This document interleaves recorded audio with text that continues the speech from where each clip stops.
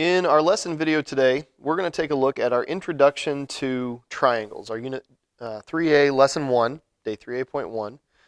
We're going to start talking about triangles in this unit. There's a lot of different information we have, and so some of this is going to seem like a review, but other parts of this might seem a little new.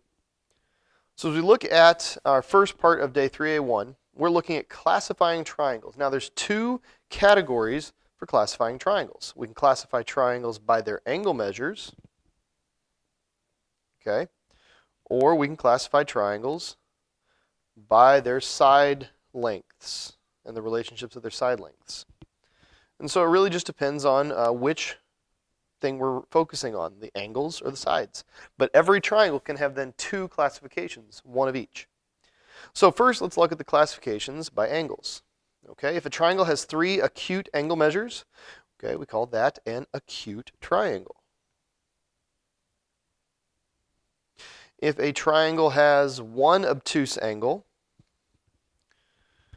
okay, we call that an obtuse triangle. Now it has to have one and only one obtuse angle. It is impossible for a triangle to have more than one obtuse angle. Same thing with a right angle. If there's one right angle, we call it a right triangle. And instead of writing the word triangle each time, we're going to draw just a triangle after it, and that's our symbol for triangles. And then if there are three congruent angles in a triangle, we call that equiangular. Equi, the prefix equi meaning equal, and then angular. It's not equal angular, there's no extra L in the middle of the word, it's pronounced equiangular, but it means that all three angles are the same measure. And those are how we classify triangles by angle. But we can also classify triangles by their side relationships. And they can either have all three sides congruent or the same length, or they can have only two congruent sides, or if none of them are congruent, then it's like our third example here on the right. So if they are three congruent sides, we call that equilateral.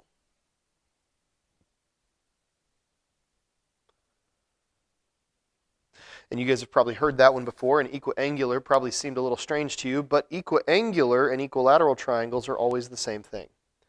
If a triangle is equilateral, it is also equiangular. However, if there's only two congruent sides, we call it an isosceles triangle. Okay? And if there are no congruent sides whatsoever, we call it scalene. All right? Isosceles is when there's two congruent sides, and scalene, there are no congruent sides, all three different sides. Okay, so we're going to be given some examples, and we want to classify based on their sides. On the very first one, we see that there are three angles, all being 60 degrees, and those three sides are all 5.7 in length. So this triangle is both equilateral and equiangular.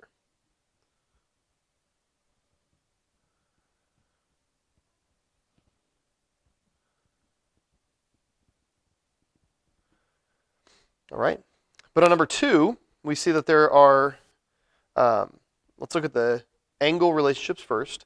There are two angles that are both 39 degrees, and then one angle that is 102. Because this angle is greater than 90, that is an obtuse angle. So the triangle is obtuse.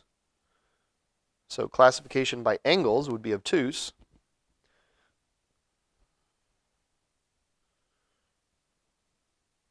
Okay. And then if we classify by side length, we notice that there are two sides that are both 2.5. They'd be congruent to each other. So this is an isosceles triangle. So this is an obtuse isosceles triangle. I want you to pause the video here and try and do numbers 3 and 4 on your own. Classify by both angles and sides. All right, these are the answers you should have gotten. On number 3, there's one right angle, which makes this a right triangle, and all three sides are different, so it is scalene. And on number 4, all three angles are less than 60 degrees. They're all acute angle measures. I'm sorry, less than 90, all acute. And so that's an acute triangle. And we do have two congruent sides, though, so that is isosceles. So you can see on numbers 4 and 2, it is possible to have an obtuse isosceles triangle or an acute isosceles triangle.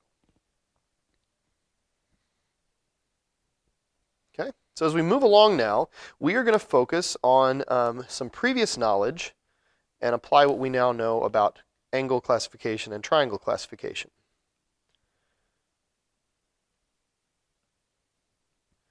And so as we look at numbers 5 and 6 here, the directions say that we're given some triangle ABC and it has vertex coordinates given to us like you would see them on a graph. And it says to use the distance formula to find the side measurements. But instead of doing these problems where in the past we've found the perimeter of the triangles, now we're going to classify by their sides. Only by their sides. Graphs, these graphs really can't tell us a whole lot about angle classifications, but we can still classify by sides based on if we get lengths that are equal to each other. So we're going to use the distance formula. I'll remind you of what that is. The distance formula is the square root of the difference of the x's. So we say x2 minus x1 squared plus the difference of the y's squared. So that's y2 minus y1 squared. Okay, we've been using this quite a bit all year. And so now we're going to find three distances. Each triangle has three sides. If it helps you to draw this out, you can.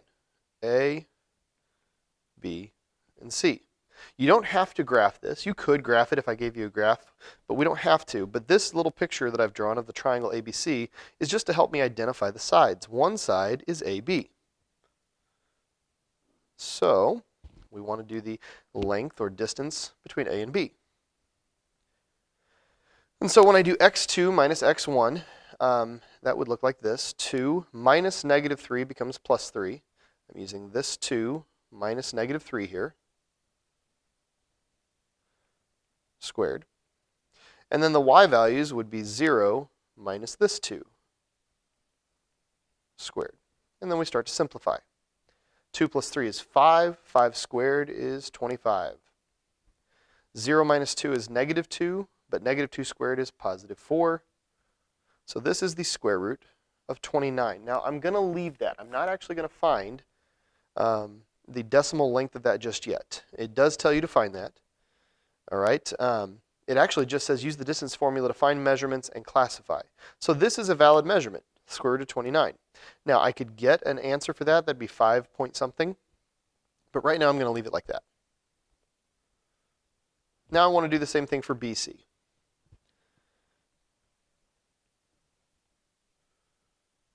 Okay. So between B and C, we're going to do the difference of the x's, 0 minus 2, not comma, 0 minus 2 squared, and then the difference of the y's, 4 minus 0 squared. 0 minus 2 is negative 2. Negative 2 squared is positive 4. 4 minus 0 is 4. 4 squared is 16. So this is the square root of 20. And now we can find the length of AC.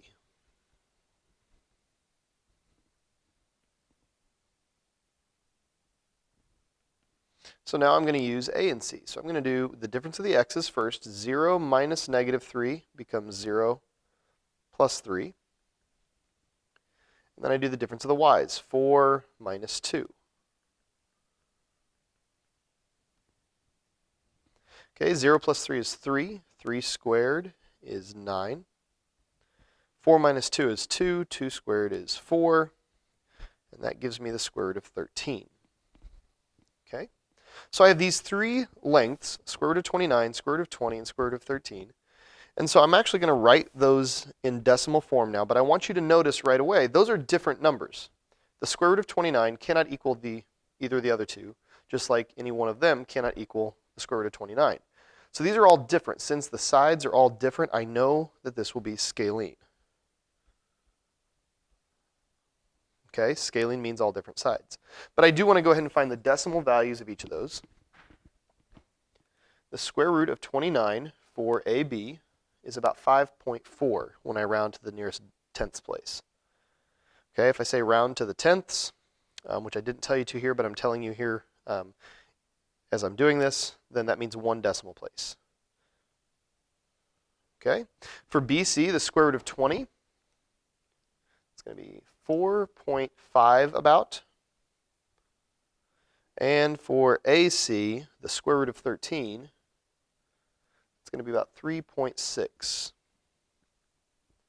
So we have these three different measurements. None of them are the same, so it's a scaling triangle. All right, I'm going to help you set up number 6, but at some point you're going to pause the video and try to finish it on your own. Again, we want to find the length of AB, the length of BC, and the length of AC, those three sides, using our distance formula. So I'll help you with AB here. We're going to do the difference between the x-coordinates of B and A. So we're going to do 2 minus -1 becomes 2 plus 1. And then for the y's, we're going to do 4 minus 3. Square that. So 2 plus 1 is 3. 3 squared is 9. 4 minus 3 is 1. 1 squared is 1. So this is the square root of 10. And then if you wanted to go ahead and write what that would be in decimal form, the square root of 10 is about 3.2. Okay, 3.16227766 is what my calculator gives me. Now I want you to pause the video and find these other two lengths. I want you to find the lengths of BC and AC, and then we're going to classify the triangle based on what we get for those lengths. If you need additional time, keep the video paused. Otherwise, here are the answers you should get for BC and AC. When I use the points for B and C, I get the length of BC is also the square root of 10, or 3.2. And for AC, I get the square root of 8, which is 2.8. Now you'll notice then that AB and BC are congruent sides. They're the same length. All right, I could even state that. I can say AB is congruent to BC, which means there are two congruent sides to this triangle. So this is an isosceles triangle. Now, if I'd gotten all three of them to be congruent, then it would have been equilateral. Okay? And so that is one thing we can do with our calculations based on the distance formula. We can use that to help classify triangles in the coordinate plane. The next part of this lesson, however, is going to deal with certain segments used with triangles. And these segments have special names. And so we're going to go over what those are and what they look like. All right? The first thing we're going to do, we're actually going to start with the word altitude. Okay? You might understand what the word altitude means in a regular definition of the word. You would think of that as the word height. Well, an altitude is a segment of a triangle that is drawn from one vertex of the triangle perpendicular to the opposite side. That is always the height. However, if I were to turn this triangle around, and so I'm going to do my own little drawing of this triangle, this would actually be an obtuse triangle like this if I turned it onto one side like that.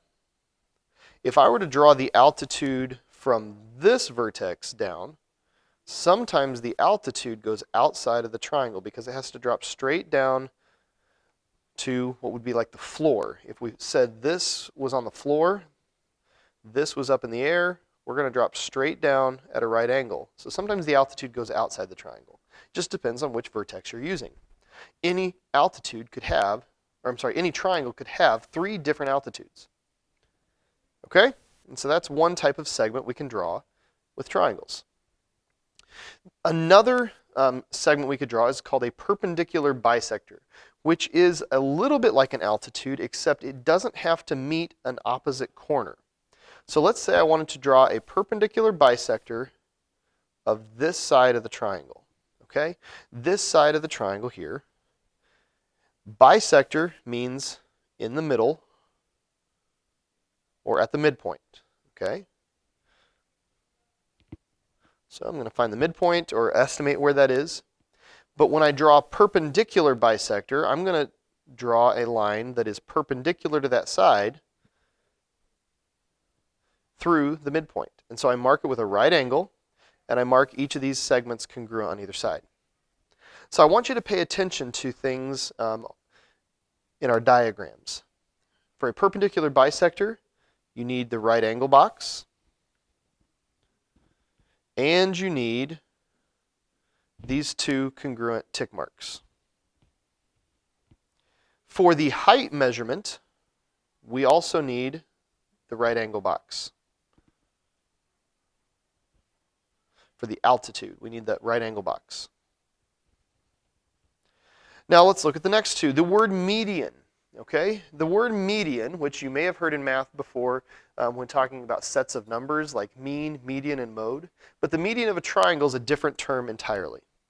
But it's a lot like a perpendicular bisector in that we are going to identify a side and find its midpoint. Okay, so we're still going to mark the midpoint. But instead of being perpendicular to that side, it's going to connect to the opposite side. Sometimes that'll be at a right angle. Sometimes it will not. Okay? So if I had a triangle like this,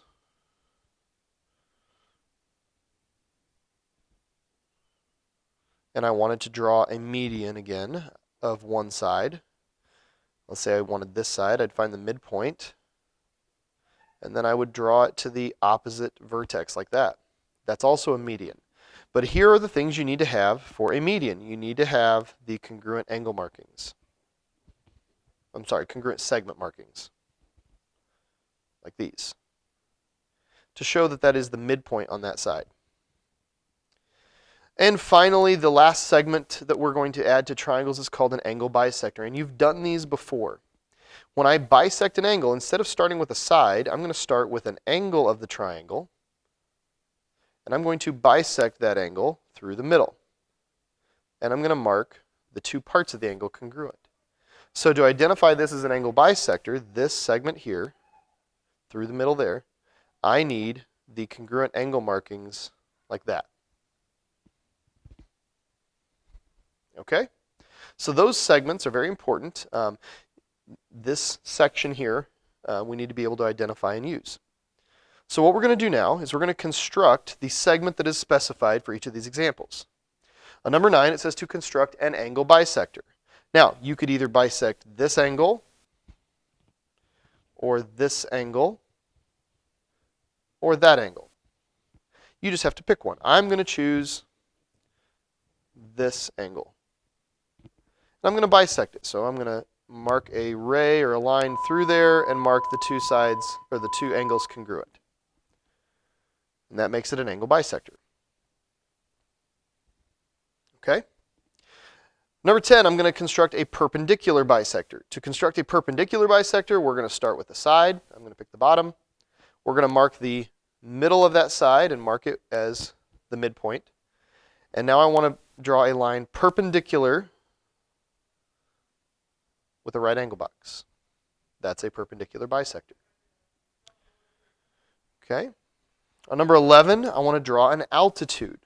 So for an altitude, I'm going to start with one vertex. I'll start with this one. And I want to draw a line that is perpendicular to the opposite side. Well, this opposite side, I have to kind of make a dotted line to continue it out to where this perpendicular is going to drop straight down. And that's a perpendicular bisector. That's an altitude. That's an altitude. And finally, I want to draw a median. A median connects one vertex to the midpoint of its opposite side. So I'm going to use this as my vertex. That is my opposite side. I'm going to estimate that the midpoint is about there, mark it with congruent markings there, and connect. Do not put a right angle symbol for a median. All you do are the tick marks. There. Okay? And so you're going to have to do some of those on your assignment also. And that finishes our lesson 3A1.